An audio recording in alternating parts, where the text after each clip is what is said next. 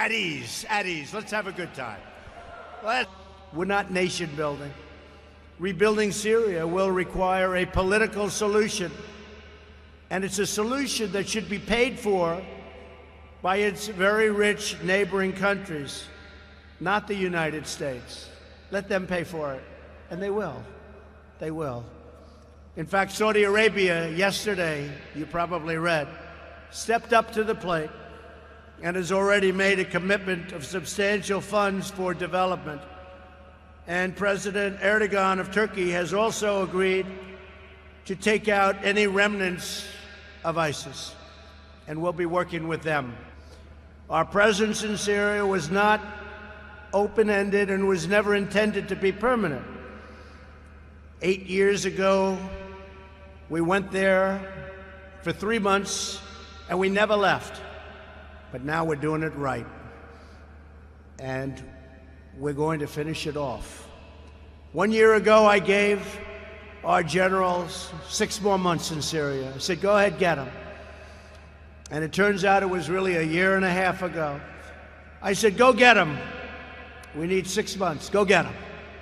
Then they said, give us another 6 months. I said, go get them. Then they said, can we have one more, period of 6 months? I said, nope. I said, I gave you a lot of 6 months, and now we're doing it a different way. There will be a strong, deliberate, and orderly withdrawal of U.S. forces from Syria. Very deliberate, very orderly, while maintaining the U.S. presence in Iraq to prevent an ISIS resurgence and to protect U.S. interests, and also to always watch very closely over any potential reformation of ISIS, and also to watch over Iran. We'll be watching.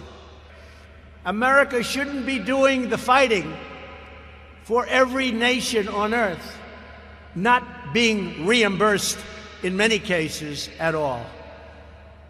If they want us to do the fighting, they also have to pay a price. And sometimes that's also a monetary price. So we're not the suckers of the world.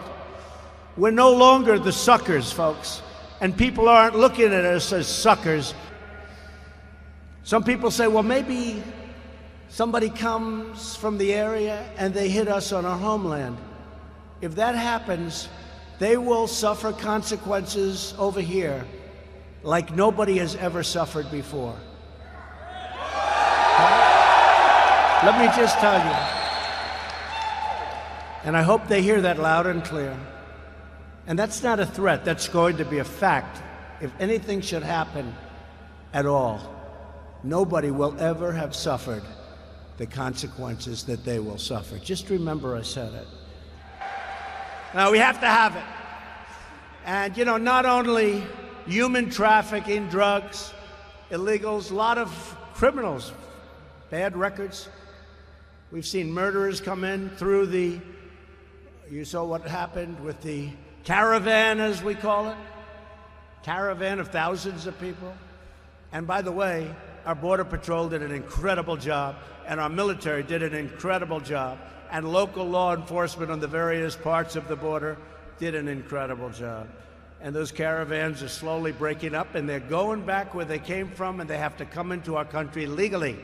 Legally. Come say hello, honey. Say hello.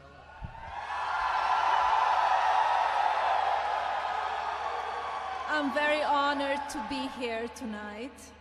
Thank you for your service, for your sacrifice, and keeping us safe and free.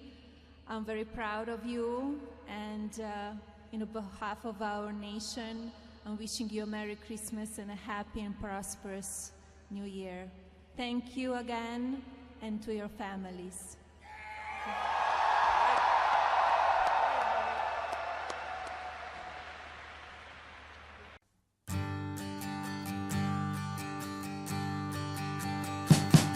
We will